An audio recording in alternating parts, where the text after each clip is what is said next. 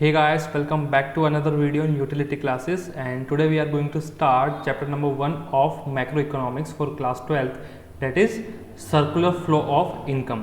तो guys आपकी ये जो यूनिट है नेशनल इनकम, उसी का एक ये इंपॉर्टेंट चैप्टर है। साथ ही साथ जो मैक्रो इकोनॉमिक्स है उसके जितने भी कंसेप्ट है उसको समझने के लिए आपको ये चैप्टर और इसमें जो टॉपिक्स है वो आपको समझना काफ़ी इंपॉर्टेंट हो जाता है। तो गाइस ये जो चैप्टर है बेसिकली हम इसमें बात करेंगे हमारे नेशनल इनकम के जो सर्कुलर फ्लो का कंसेप्ट है उसके रिगार्डिंग, ठीक है। सो बेसिकली अगर मैं बात करूँ कि इसमें हम क्या क्या टॉपिक्स हम देखने वाले हैं, ठीक है। तो जो फर्स्ट टॉपिक हमारे इसमें होने वाला है that is open and closed economy. दो टाइप की हमारी इकोनॉमी होती है, what is open and what is closed economy. Then we are going to see sectors of economy, after that flow and stock concept, and then real flow and money flow. तो ये सभी जो topics है वो काफ़ी important हमारे लिए हो जाते हैं। तो सबसे पहले अगर मैं बात करूँ टाइप्स ऑफ इकोनॉमी की, तो गाइस जो इकोनॉमी होती है there are two types of economy, closed and open, ठीक है। अब जो क्लोज्ड इकोनॉमी होती है उसका मतलब क्या होता है? क्लोज्ड इकोनॉमी का मतलब होता है कि जो एक्सटर्नल सेक्टर है उसके साथ में हम ट्रेड नहीं कर रहे हैं, यानी हमारी जो इकोनॉमी है वो किसी भी तरह का इंपोर्ट या एक्सपोर्ट नहीं कर रही है। दूसरी जो कंट्रीज है उनके साथ में कोई भी हम ट्रेड बिजनेस नहीं कर रहे हैं। तो जो क्लोज्ड इकोनॉमी है वो 2 सेक्टर इकोनॉमी भी हो सकती है और 3 सेक्टर इकोनॉमी भी हो सकती है।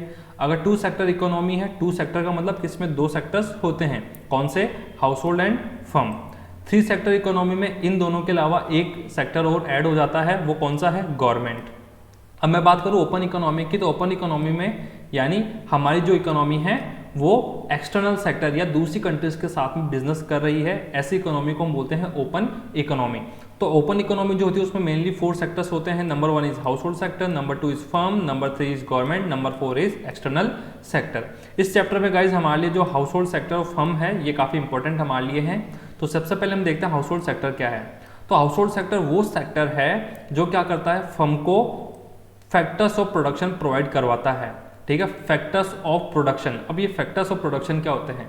यानी किसी भी चीज़ को प्रोड्यूस करने के लिए कुछ फैक्टर्स के, कुछ इनपुट्स की हमें रिक्वायरमेंट होती है।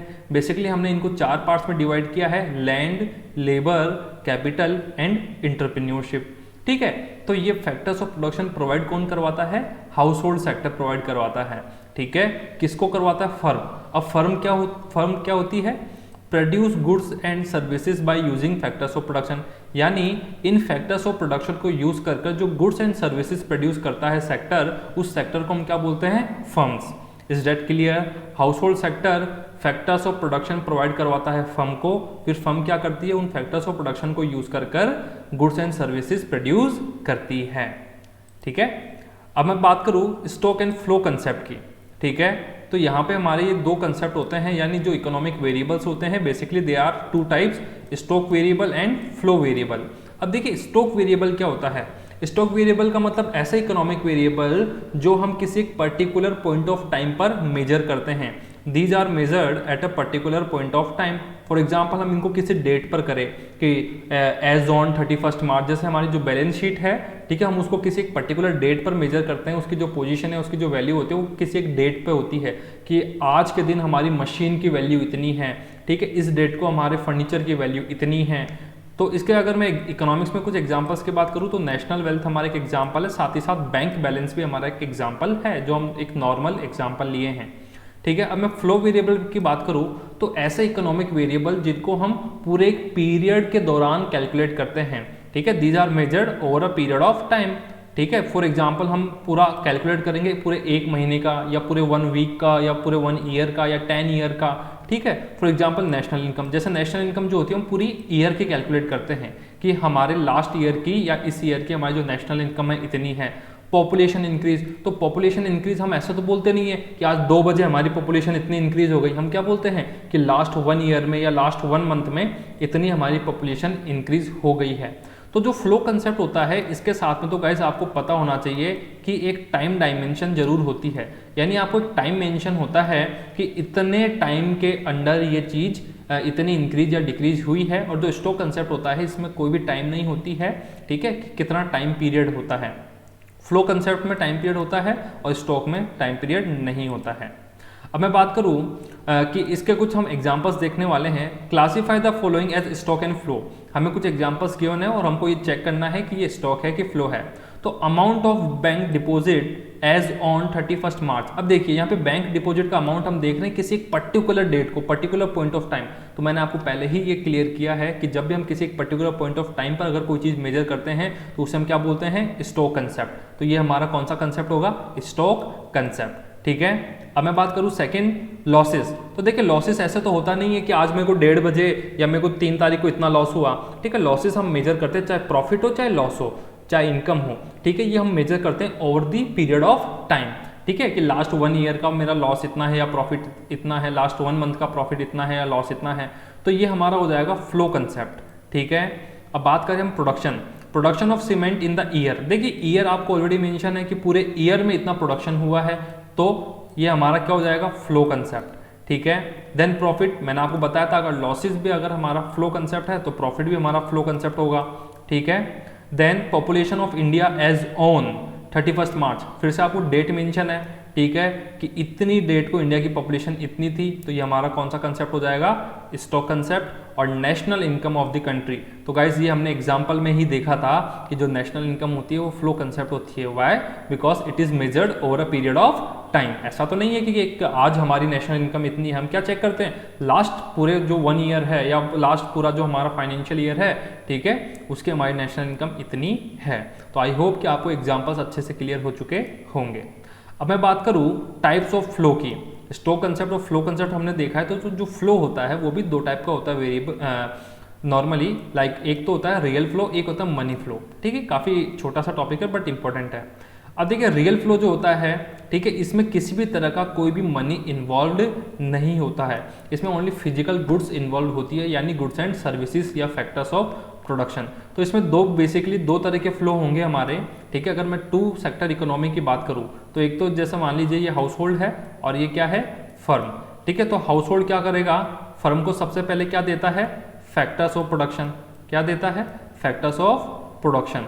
फिर फर्म क्या करेगी, इन फैक्टर्स ऑफ प्रोडक्शन को यूज कर फर्म क्या करेगी, इन फैक्टर्स ऑफ प्रोडक्शन को यूज कर क्या प्रोड्यूस करेगी, फर्म प्रोड्यूस करेगी गुड्स एंड सर्विसेज। क्या प्रोड्यूस करेगी, गुड्स एंड सर्विसेज। ठीक है, तो फर्म ये गुड्स एंड सर्विसेज किसको देगी, हाउस होल्ड सेक्टर को सेल कर देगी। ठीक है, तो यहाँ पे क्या होगा कि यहाँ पे देखो किसी भी तरह का मनी इन्वॉल्व नहीं है, कि हाउस होल्ड सेक्टर ने फर्म को फैक्टर्स ऑफ प्रोडक्शन दिए और फर्म ने हाउस होल्ड सेक्टर्स को क्या दिया, गुड्स एंड सर्विसेज। तो इस तरह का जो फ्लो होता है उसको हम क्या बोलते हैं, रियल फ्लो।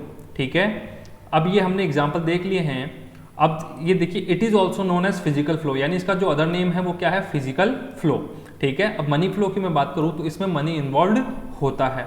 तो सर ये किस तरह का फ्लो होता है, तो देखिए जब हाउस होल्ड सेक्टर ने फैक्टर्स ऑफ प्रोडक्शन फर्म को दिए, ठीक है, कि हाउस होल्ड सेक्टर ने एक तरह से फैक्टर सर्विसेज प्रोवाइड करवाई फर्म को। ठीक है, कि हम लोग आपके यहाँ पे काम करेंगे, हम अपनी लैंड भी देंगे आपको, हम कैपिटल भी देंगे। तो अब फर्म क्या करेगा, बदले में उनको कुछ ना कुछ पेमेंट करेगा। कि अगर हाउस होल्ड सेक्टर फर्म को लेबर दे रहा है तो फर्म उनको वेजेस पेमेंट करेगा, कैपिटल दे रहा है तो इंटरेस्ट पे करेगा। ठीक है, तो एक तरह से जब हम किसी को फैक्टर्स ऑफ प्रोडक्शन प्रोवाइड करवाते हैं या फैक्टर सर्विस प्रोवाइड करवाते हैं तो बदले में हमको क्या मिलता है, बदले में हमको क्या मिलता है, फैक्टर इनकम। ठीक है, तो फर्म के लिए तो ये फैक्टर पेमेंट होगा और हाउस होल्ड सेक्टर के लिए क्या होगी, फैक्टर इनकम। तो फर्म जब हाउस होल्ड सेक्टर को फैक्टर इनकम देगा तो फैक्टर इनकम कैसे देंगे हम, फैक्टर इनकम कैसे देंगे, अब बार्टर सिस्टम तो है नहीं। ठीक है, कि 2 किलो गेहूं दे दिए, अब यहाँ पे हमारा क्या है, मनी सिस्टम। ठीक है, तो यहाँ पे हम क्या करेंगे, मनी देंगे, तो यहाँ पे मनी का फ्लो होगा, तो ये हमारे मनी फ्लो का एग्जाम्पल होगा। तो flow of factor income from firm to household. अब देखिए यहाँ पे जो फर्म था, ठीक है, वो हाउस होल्ड सेक्टर्स को गुड्स एंड सर्विस सेल कर रहा था, हाउस होल्ड सेक्टर को ये देखिए गुड्स एंड सर्विसेज सेल कर रहा था। ठीक है, अब यहाँ पे हाउस होल्ड सेक्टर क्या फ्री में ले लेगा, ठीक है, ऐसा तो नहीं है ना। ठीक है, तो हाउस होल्ड सेक्टर को इनको पेमेंट करना पड़ेगा। ठीक है, गुड्स एंड सर्विस परचेस करने के लिए क्या करना पड़ेगा, इनको पेमेंट करना पड़ेगा। तो हाउस होल्ड सेक्टर क्या करेगा, बदले में फर्म को पेमेंट करेगा। ठीक है, इसको हम बोलते हैं expenditure on goods and services. ठीक है, या कंजप्शन एक्सपेंडिचर हम इसको बोलते हैं। तो हाउस होल्ड सेक्टर जब इनको कंजप्शन एक्सपेंडिचर देगा तो ये भी हमारा किसका एग्जाम्पल होगा, मनी फ्लो का। Is that clear. ठीक है, अब अगर हम नेक्स्ट चले तो अब हमको बात करना है सर्कुलर फ्लो की। अब हमने सारे जो छोटे छोटे टॉपिक्स थे वो कवर कर लिए हैं। अब मैं बात करूंगा सर्कुलर फ्लो की। तो गाइज यहाँ पे हम बेसिकली टू सेक्टर इकोनॉमी का एग्जाम्पल लेने वाले हैं। टू सेक्टर इकोनॉमी का मतलब जिसमें हाउस होल्ड और फर्म दोनों ही हो, ठीक है, सिर्फ यही दोनों सेक्टर्स हम यहाँ पे देखने वाले हैं सबसे पहले। तो अगर मैं डेफिनेशन की बात करूँ कि सर्कुलर फ्लो ऑफ इनकम जो होती है उसकी डेफिनेशन क्या होती है, देखिए क्या होता है, कई बार आपको 1 मार्क क्वेश्चन में डेफिनेशन देकर आपको बोल सकता है कि ये जो डेफिनेशन है वो क्लियर है क्या, ठीक है, कि मतलब बिल्कुल ठीक है क्या। तो देखिए डेफिनेशन की अगर मैं बात करूँ या आपको लिखने के लिए भी आ सकता है, what do you mean by circular flow of income. तो definition, it refers to this cycle, एक साइकिल होती है, ठीक है, it refers to the cycle of generation of income. यहाँ पे इस साइकिल में सबसे पहला जो पार्ट होता है वो क्या होता है, इनकम जनरेट होती है। इनकम जनरेट कैसे होती है, जब जो factors house hold sector factors of production firm को दे रहा था, ठीक है, तो फर्म के लिए वो काम कर रहे थे, तो जब हम किसी के लिए काम करते हैं तो बदले में हमको इनकम मिलेगी, तो हमारे लिए वो क्या हो रही थी, इनकम जनरेट हो रही थी, किसके लिए, हाउस होल्ड सेक्टर के लिए, ठीक है। तो यहाँ पे इनकम जनरेट हो गई। In the production process, sir किस चीज़ का production process, goods and services का, ठीक है। तो जब firm goods and service produce कर रही थी तो प्रोड्यूस कैसे की थी, फैक्टर्स ऑफ प्रोडक्शन को यूज करके, और फैक्टर्स ऑफ प्रोडक्शन को यूज करने के लिए उसने हाउस होल्ड सेक्टर को पेमेंट किया था जो उनके लिए इनकम जनरेट कर रहा था। अब सेकंड है it's distribution among the factors of production. Firm ने इनकम जनरेट की हाउस होल्ड सेक्टर के लिए, और उसके बाद वो क्या करेगा, ये जितने भी इनकम जनरेट होगी, ठीक है, ये इनको बेसिकली सभी जो फैक्टर्स ऑफ प्रोडक्शन है, कौन कौन से, लैंड, ठीक है, लेबर, ठीक है, कैपिटल और एंटरप्रेन्योरशिप, इनमें क्या कर देगा, डिस्ट्रीब्यूट कर देगा। जितनी भी इनकम फर्म ने जनरेट की है वो सब क्या करेगा, लैंड, लेबर, कैपिटल और एंटरप्रेन्योरशिप में क्या कर देगा, डिस्ट्रीब्यूट कर देगा, ठीक है। इसको हम बोलते हैं डिस्ट्रीब्यूशन फेज या डिस्ट्रीब्यूशन ऑफ इनकम, ठीक है। अब मैं बात करूं उसके बाद में, and finally it's circulation from household to the firms, ठीक है। अब बोले सर फैक्टर इनकम जो है वो हमारे फैक्टर्स ऑफ प्रोडक्शन के पास में पहुंच चुकी है, लैंड, लेबर, कैपिटल, एंटरप्रेन्योरशिप के पास, तो अब हाउस होल्ड से ये फर्म तक कैसे आ रही है। तो आपको याद होगा फर्म हाउस होल्ड को क्या सेल कर रहे थे, गुड्स एंड सर्विसेज, तो फ्री में तो सेल नहीं कर रहे थे, हाउस होल्ड सेक्टर बदले में उनको क्या कर रहा था, पेमेंट, कंजप्शन एक्सपेंडिचर कर रहा था, पेमेंट कर रहा था, ठीक है। तो अब क्या हो रहा है कि जो फैक्टर इनकम फर्म ने हाउस होल्ड को दी है, वही पैसे, वही income house hold sector firm को देगा गुड्स एंड सर्विस परचेस करने के लिए। तो यहाँ पे हमने देखा कि किस तरह से इनकम घूम फिर कर जहां से स्टार्ट हुई थी वापस वहीं पर आ गई है। इसी को हम बोलते हैं सर्कुलर फ्लो ऑफ इनकम। तो सर्कुलर फ्लो के बेसिकली 3 फेज होते हैं। पहला होता है जनरेशन फेज। जनरेशन फेज में क्या होता है, इनकम जनरेट होती है, ठीक है, for the factors of production. Second होता है डिस्ट्रीब्यूशन फेज। डिस्ट्रीब्यूशन फेज में क्या होता है कि जो इनकम जनरेट हुई है उसको हम डिस्ट्रीब्यूट करते हैं among the factors of production. और फिर होता है डिपोजिशन फेज। डिपोजिशन फेज का मतलब क्या होता है कि जो फैक्टर्स ऑफ प्रोडक्शन है उनके पास में जितनी भी इनकम है वो वापस से फर्म के पास में डिपोजिट हो जाती है, क्योंकि सभी फैक्टर्स ऑफ प्रोडक्शन क्या करते हैं, गुड्स एंड सर्विसेज को क्या कर लेते हैं, परचेज कर लेते हैं। यहाँ पे एक बेसिक अजम्पशन है कि हमने किसी भी तरह की कोई भी सेविंग नहीं की है। जितनी भी फैक्टर्स ऑफ प्रोडक्शन को इनकम हुई है वो उसका क्या कर लेंगे, पूरा का पूरा एक्सपेंडिचर कर देंगे, ठीक है। किसी तरह की कोई भी सेविंग यहाँ पे अलाउड नहीं है। ये बेसिक अजम्पशन हमारी चलने वाली है। तो देखिए अजम्पशंस, कुछ बेसिक अजम्पशंस है। देयर आर नो सेविंग्स, यानी जो हाउस होल्ड सेक्टर वो किसी भी तरह की कोई भी सेविंग यहाँ पे नहीं करेगा। ये अजम्पशन आपको इंपॉर्टेंट ध्यान में रखनी है, और अगर आप इकोनॉमिक्स पढ़ रहे हैं तो आपको पता है अजम्पशंस के कितनी इंपॉर्टेंट है। Household spend all there income on the purchase of goods and services. अब यहाँ पे जो हाउस होल्ड सेक्टर है वो अपनी सारी इनकम किसके ऊपर परचेज कर रहा है, किसके ऊपर एक्सपेंड कर रहा है, गुड्स एंड सर्विसेज के ऊपर। And firm spend all there income on factor of production, factor payment मतलब, ठीक है। फैक्टर पेमेंट का मतलब क्या है, फैक्टर्स ऑफ प्रोडक्शन को पेमेंट करने के लिए। तो इनकम जितनी भी हो रही है फर्म को, फर्म क्या करेगी, उस इनकम का फैक्टर्स ऑफ प्रोडक्शन को पेमेंट कर देगी, ठीक है। अब देखिए गाइज, यहाँ पे मैं आपको डायग्राम के थ्रू ये एक्सप्लेन करने वाला हूँ। बेसिकली हमारा हाउस होल्ड सेक्टर है, ये हमारा फर्म है, ठीक है। तो फेज 1 की मैं बात कर रहा हूँ। फेज 1 में क्या हो रहा है कि सबसे पहले household sector factors of production दे रहा है फर्म को, ठीक है।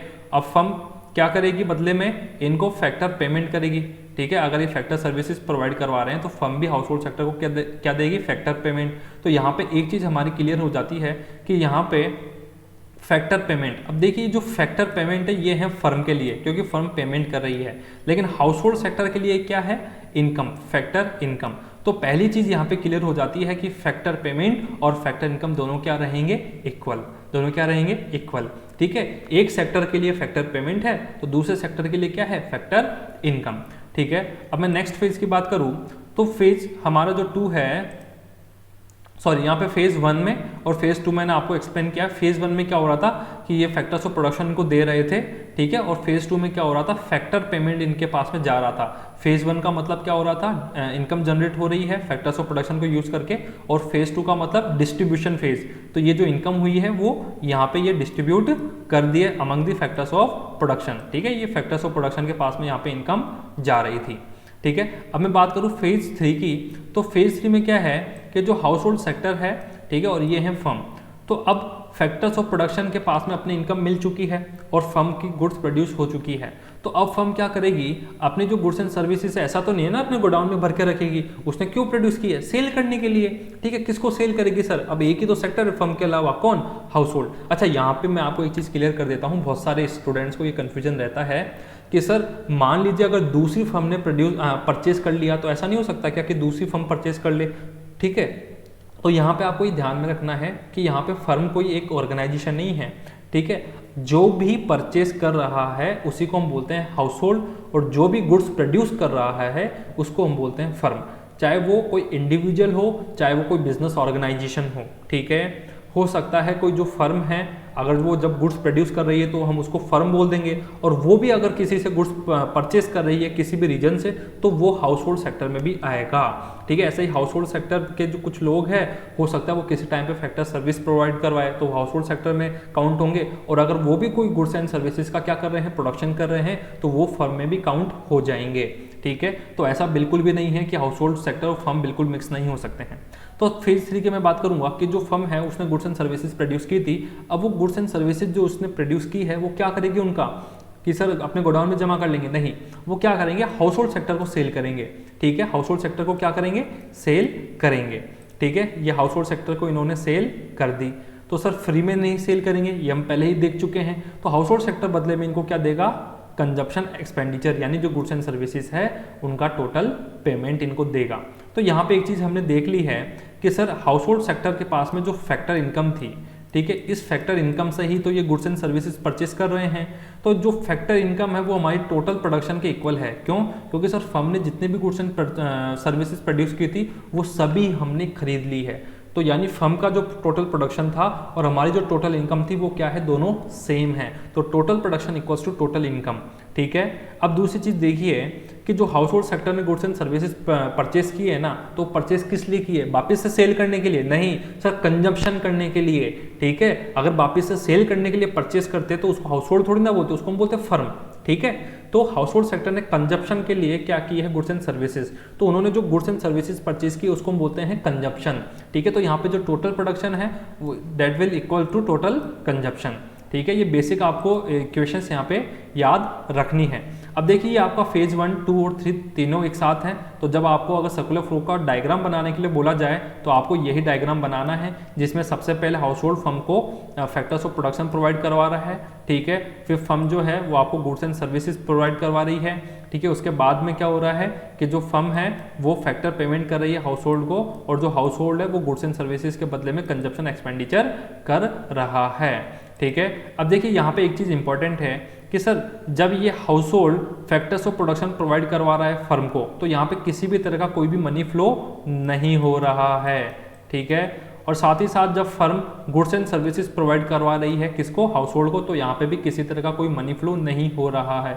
यानी दोनों जो सर्कुलर लूप है इनर साइड वाले, अंदर वाले, कौन सा, एक तो ये वाला और एक ये वाला, इनमें किसी तरह का कोई मनी फ्लो नहीं है। तो इसको हम क्या बोलते हैं, रियल फ्लो, क्योंकि इसमें गुड्स एंड सर्विसेज फ्लो हो रही है, फिजिकल गुड्स इसमें फ्लो हो रही है।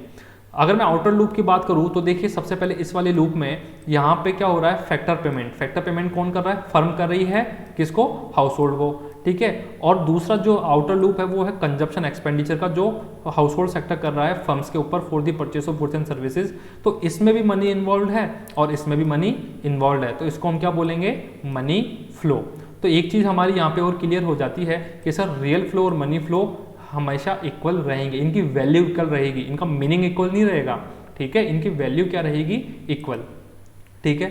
अब यहाँ से हमने जो कंक्लूजन निकाला है वो चारों इक्वेशन, ठीक है, वही हमारी क्या होगी, यहाँ पे कंक्लूजन है। और सिंपल इकोनॉमी का मतलब होता है टू सेक्टर इकोनॉमी, ठीक है। सिंपल इकोनॉमी का मतलब टू सेक्टर इकोनॉमी। अब देखिए total production equals to total consumption, ये हमने चेक कर लिया था, ठीक है। फिर टोटल फैक्टर पेमेंट जितना होगा वो फैक्टर इनकम के इक्वल होगी, जिसके एक के लिए फैक्टर पेमेंट है, एक के लिए फैक्टर इनकम है, ये भी हमने चेक कर लिया था। कंजप्शन एक्सपेंडिचर और फैक्टर इनकम भी हमारा इक्वल हो रहेगा, क्यों? क्योंकि सर जो हमारे हाउस होल्ड सेक्टर है उनके पास में जितनी भी फैक्टर इनकम आएगी उसी से तो वो गुड्स एंड सर्विस परचेज करेंगे, ठीक है। तो टोटल कंजप्शन और फैक्टर इनकम भी सेम रहेगी और real flow equals to money flow, ये भी हमारा बिल्कुल सेम रहेगा, ठीक है। अब देखिए गाइज यहाँ पे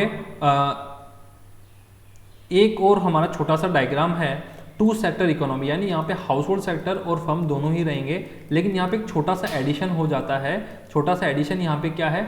छोटा सा एडिशन हमारा ये है कि यहाँ पे फाइनेंशियल मार्केट भी इंक्लूड है, ठीक है। तो सर फाइनेंशियल मार्केट के इंक्लूड होने से क्या हो जाएगा? फाइनेंशियल मार्केट के इंक्लूड होने से सेविंग का जो कंसेप्ट है वो हमारी इकोनॉमी में आ जाएगा। तो देखिए बाकी सभी चीज़ें सेम रहेगी, ठीक है। House hold sector factors of production provide करेंगे फर्म को, ठीक है। फर्म बदले में फैक्टर पेमेंट देगी। फर्म ने जो गुड्स एंड सर्विस प्रोड्यूस की है वो goods and service firm house hold को सेल करेगी और हाउस होल्ड सेक्टर क्या करेगा? कंजप्शन एक्सपेंडिचर करेगा। अब चेंज क्या हुआ है कि सर फाइनेंशियल मार्केट के साथ में दोनों ऑपरेट करेंगे। हाउस होल्ड सेक्टर जो है वो क्या करेंगे सर? फर्म से सेविंग, अपनी जो सेविंग है हाउस होल्ड सेक्टर की, इस बार वो सेविंग कर सकते हैं। जब भी फाइनेंशियल मार्केट होगा पिक्चर में तो सेविंग अलाउ होगी, ठीक है। तो हाउस होल्ड सेक्टर अपनी जो सेविंग है वो फाइनेंशियल मार्केट में देगा और बदले में वो फाइनेंशियल मार्केट से बोरो भी कर सकता है for the purchase of goods and services, ठीक है। हाँ, जो हमारा हाउस होल्ड सेक्टर है वो क्या कर सकता है?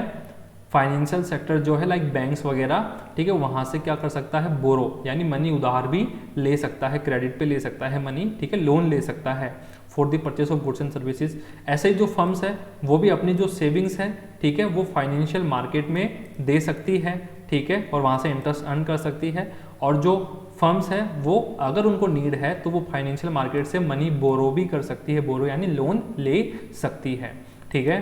अब देखिए थ्री सेक्टर इकोनॉमी, ठीक है, ये बहुत ज़्यादा इंपॉर्टेंट हमारे लिए नहीं है बट हमको बेसिक जो है वो समझना ही होगा। तो थ्री सेक्टर इकोनॉमी में गवर्नमेंट सेक्टर हमारा यहाँ पे इंक्लूड हो जाएगा, ठीक है। अब देखिए क्या होगा कि जो हाउस होल्ड सेक्टर है वो फैक्टर पे, अच्छा हाउस होल्ड सेक्टर जो है वो क्या करेगा कि सर इनको, अच्छा इसके फर्म के साथ तो इनका रिलेशन बिल्कुल वैसा ही रहने वाला है जैसा पहले था, ठीक है, कंजप्शन एक्सपेंडिचर और फैक्टर पेमेंट का।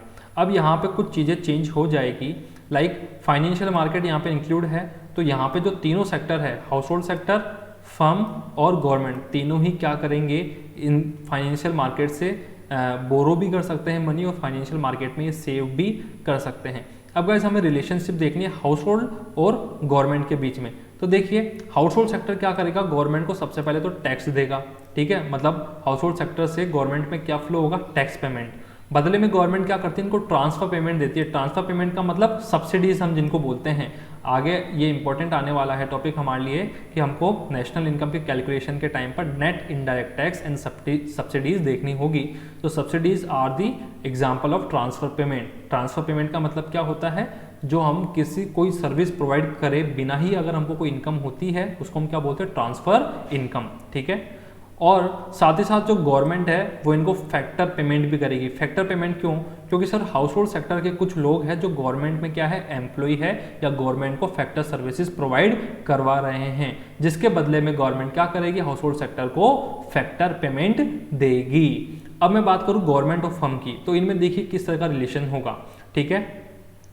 अब देखिए गवर्नमेंट जो है, ठीक है, वो फर्म को क्या देगी? सब्सिडीज, ठीक है, फर्म को क्या देगी? सब्सिडीज। फर्म क्या करेगी? फर्म इनको गवर्नमेंट को टैक्स देगी, ठीक है। गवर्नमेंट सबसे टैक्स लेती है, चाहे हाउस होल्ड हो, चाहे फर्म हो, चाहे एक्सटर्नल सेक्टर हो, कोई भी हो, ठीक है। और जो फर्म है वो अब सेल ऐसा तो हो नहीं सकता ना कि गवर्नमेंट को वो सेल ही नहीं कर सकती।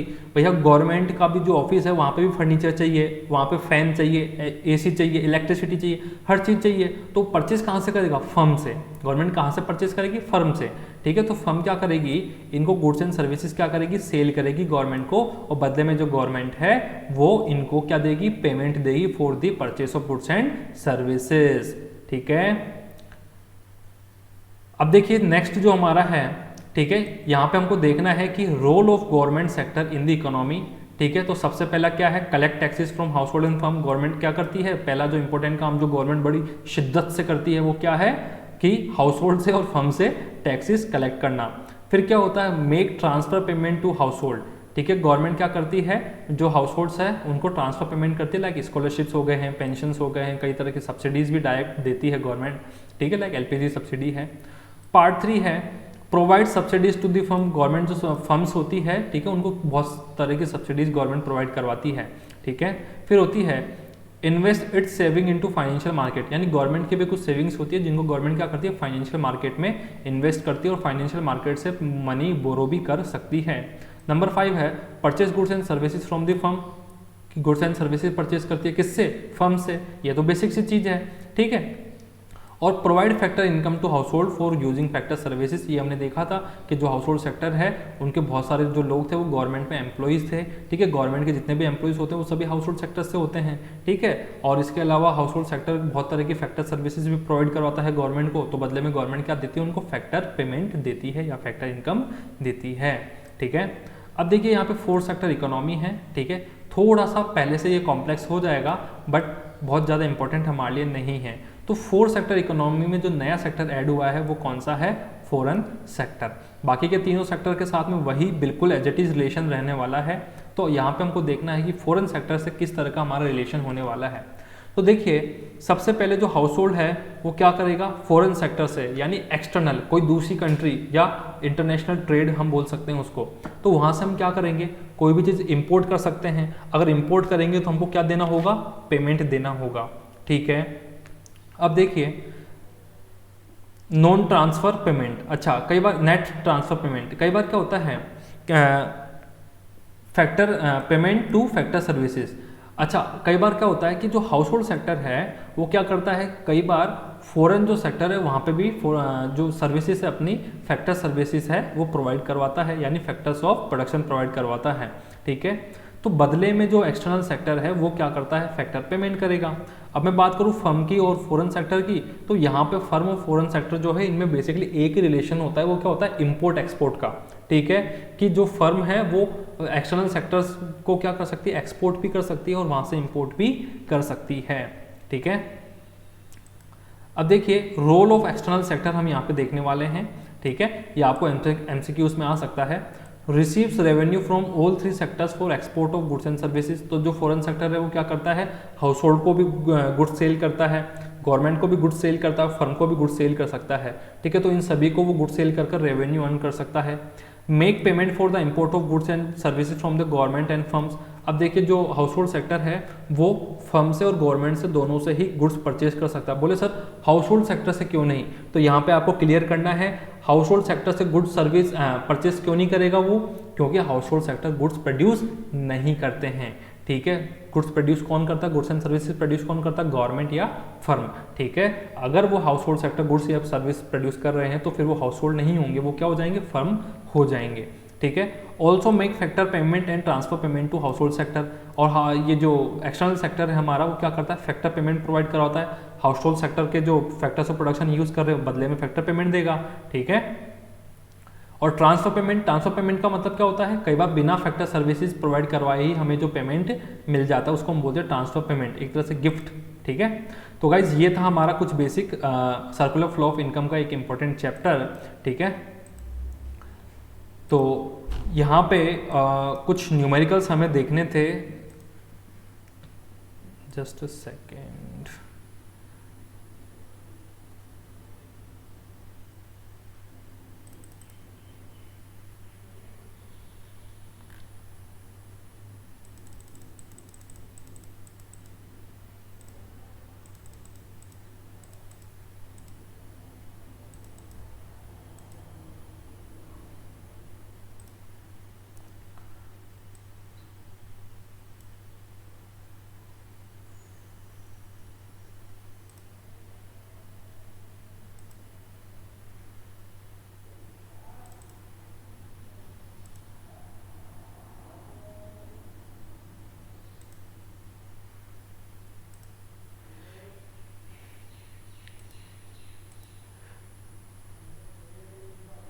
सो बेसिकली ये हमारा यहाँ पे कुछ MCQs है इसी चैप्टर से related.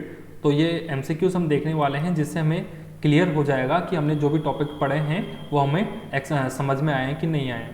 So first is which of the following is a phase of circular flow of income.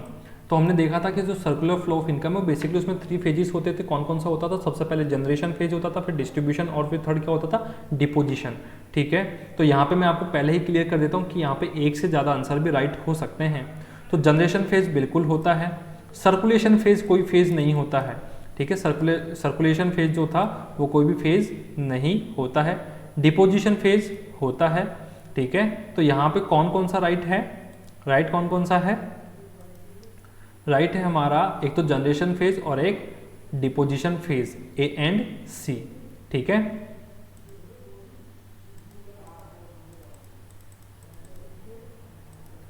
Second है हमारा विच of the following is not an example of flow variable. Flow variable का example कौन सा नहीं है?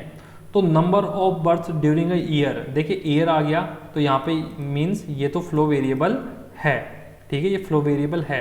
National wealth, देखिए जो wealth होती है वो हम किसी टाइम पीरियड में मेजर नहीं करते, वेल्थ हम एक पर्टिकुलर पॉइंट ऑफ टाइम पे मेजर करते हैं। तो ये स्टॉक कंसेप्ट है। ये कौन सा कंसेप्ट होगा? स्टॉक।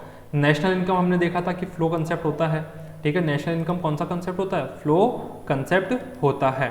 ठीक है, बैलेंस इन बैंक अकाउंट, तो देखिए बैंक अकाउंट का जो बैलेंस होता है वो हम कैसे चेक करते हैं कि आज इस टाइम पे मेरे बैंक में इतना बैलेंस है। ऐसा तो चेक नहीं करते ना पिछले 1 महीने में मेरा बैंक में इतना बैलेंस है। ठीक है, आज इतना बैलेंस है, इस तरह से हम चेक करते हैं। तो कौन सा फ्लो कंसेप्ट नहीं है, फ्लो वेरिएबल नहीं है? तो पहला तो है हमारा वेल्थ और दूसरा है बैंक बैलेंस, यानी बी एंड डी यहाँ पे राइट आंसर होगा। फिर third is which of the following is not considered a factor income. Factor income का मतलब जब हम कुछ सर्विस प्रोवाइड करवा के जो इनकम हमको मिले, ठीक है, उसको बोलते हैं फैक्टर इनकम। और बिना सर्विस प्रोवाइड करवाई जो इनकम मिल जाए उसको क्या बोलते हैं? Transfer income. तो रेंट बिल्कुल क्या सर्विस प्रोवाइड करवाएंगे? अपनी बिल्डिंग देंगे, ठीक है, अपनी लैंड देंगे। और पॉकेट मनी हम किसी तरह की कोई सर्विस प्रोवाइड नहीं करवा रहे हैं। कुछ बच्चे बोलेंगे सर हमने कूलर में पानी भरा था, बॉटल में पानी भरा था, उसके बदले में हमको पॉकेट मनी मिलती है। नहीं, ठीक है, आप नहीं भी करोगे तो भी मिलेगी, और कुछ लोगों को तो इतना करने के बाद भी नहीं मिलती है। So pocket money is not a factor income. Gift from abroad, gifts हमारे ट्रांसफर इनकम होते हैं, फैक्टर इनकम नहीं होते हैं। ठीक है, तो यहाँ पे जो राइट आंसर होगा वो हमारा क्या होगा? पॉकेट मनी और गिफ्ट फ्रॉम अब्रॉड हमारी फैक्टर इनकम नहीं है। Two sector economy consist of, two sector economy में कौन कौन से सेक्टर होते हैं हमने देखा था? Firm and household, firms and household. तो ऑप्शन ए इज बिल्कुल राइट। ठीक है, fifth, stock variable is a variable which, stock variable is a variable which is, ठीक है, तो देखते हैं measured over a period of time. Stock variable को पीरियड ऑफ टाइम में मेजर करते हैं? बिल्कुल नहीं करते हैं। ठीक है, measured at a particular point of time, बिल्कुल सर, एक पर्टिकुलर पॉइंट पे मेजर करते हैं। Does not have a time dilation, sir इसमें किसी तरह का कोई टाइम डायलेशन नहीं होता है। तो ये ऑप्शन भी बिल्कुल ठीक है। तो हमारा यहाँ पे जो आंसर होगा वो होगा बी एंड डी। आंसर कौन सा होगा हमारा? B and D. Number 6 is losses are classified as, losses को हम बोलते हैं फ्लो वेरिएबल, क्योंकि लॉसेस जो होता है पर्टिकुलर पीरियड ऑफ टाइम के ऊपर हम मेजर करते हैं, तो it is flow variable. Option B हमारा आएगा। 7th is real flow is also known as, real flow को एक और हम बोलते थे फिजिकल फ्लो। ठीक है, क्या बोलते थे? Physical flow. तो ऑप्शन बी हमारा राइट होगा। Which of the following sector is not included in two sector economy? भाई साहब टू सेक्टर इकोनॉमी में सिर्फ हाउस होल्ड और कौन सा होता? फर्म। ठीक है, कौन से 2 सेक्टर इंक्लूड नहीं होते हैं? 4 सेक्टर होते हैं टोटल इकोनॉमी में। कौन से 2 सेक्टर इंक्लूड नहीं होते हैं? एक तो गवर्नमेंट और एक एक्सटर्नल सेक्टर। ठीक है, तो फॉरेन, एक्सटर्नल सेक्टर को फॉरेन भी बोल सकते हैं और एक गवर्नमेंट, तो COD आंसर राइट होगा। Money flow involve exchange of, money flow में किसका एक्सचेंज होगा? मनी का होगा। ठीक है, किसका होगा? मनी का। ठीक है, real flow refers to the flow of factor services, real flow में फैक्टर सर्विसेज कहाँ से कहाँ पे फ्लो होती है, यानी फैक्टर सर्विसेज कौन प्रोवाइड करवाएगा किसको? From household to firms. ठीक है, फैक्टर सर्विसेज कहाँ से कहाँ फ्लो होगी? Household to firm. ठीक है, तो household to firm, option B हमारा राइट होगा। In a closed economy is not included, closed economy में कौन सा सेक्टर इंक्लूड नहीं होता है? एक्सटर्नल या फॉरेन सेक्टर। ठीक है, तो डी ऑप्शन राइट है। विच of the following is not a flow, इनमें से कौन सा फ्लो नहीं है? ठीक है, तो देखिए कैपिटल क्या है हमारा? स्टॉक होता है, कैपिटल बिल्कुल हमारा स्टॉक होती है। इनकम हमारा फ्लो होता है। ठीक है, इन्वेस्टमेंट भी हम पर्टिकुलर पीरियड ऑफ टाइम के ऊपर ही कैलकुलेट करते हैं। डेप्रिसिएशन नहीं है तो ए एंड डी हमारा फ्लो नहीं है। सॉरी, डेप्रिसिएशन भी पर्टिकुलर, हाँ सॉरी नॉट अ फ्लो, नहीं डेप्रिसिएशन तो फ्लो है, ठीक है, इनकम फ्लो है, इन्वेस्टमेंट भी फ्लो है, कैपिटल हमारा फ्लो नहीं है, तो only option A is right. Which of the following is the stock, ठीक है, इनमें से कौन सा स्टॉक होगा जो हम पर्टिकुलर पॉइंट ऑफ टाइम पे मेजर करें, तो वेल्थ हमारा बिल्कुल स्टॉक होगी। सेविंग्स नहीं, सेविंग्स हम टाइम पीरियड के ऊपर देखते हैं, ठीक है, प्रॉफिट्स नहीं, ठीक है, एक्सपोर्ट्स भी नहीं, ठीक है, तो ये हमारे वेल्थ और सेविंग्स भी हमारी स्टॉक में ही होगी, ठीक है, सेविंग्स बिल्कुल, ठीक है, क्योंकि सेविंग्स भी हम ऐसे ही देखते हैं कि आज टोटल हमारी इतनी सेविंग है, तो A and B is right option. तो गैस इसी के साथ में हमारा चैप्टर जो है वो हो जाता है खत्म, और आई होप कि आपको ये जो चैप्टर है, ठीक है, वो एटलीस्ट कुछ तो समझ आया होगा। किसी भी तरह का कोई भी डाउट, कोई भी क्वेश्चन हो तो आप मुझे नीचे कमेंट सेक्शन में, हमारे टेलीग्राम चैनल, व्हाट्सएप पे कहीं पर भी आप पूछ सकते हैं, ठीक है, और आई होप कि आपको वीडियो पसंद आया होगा। Thank you guys.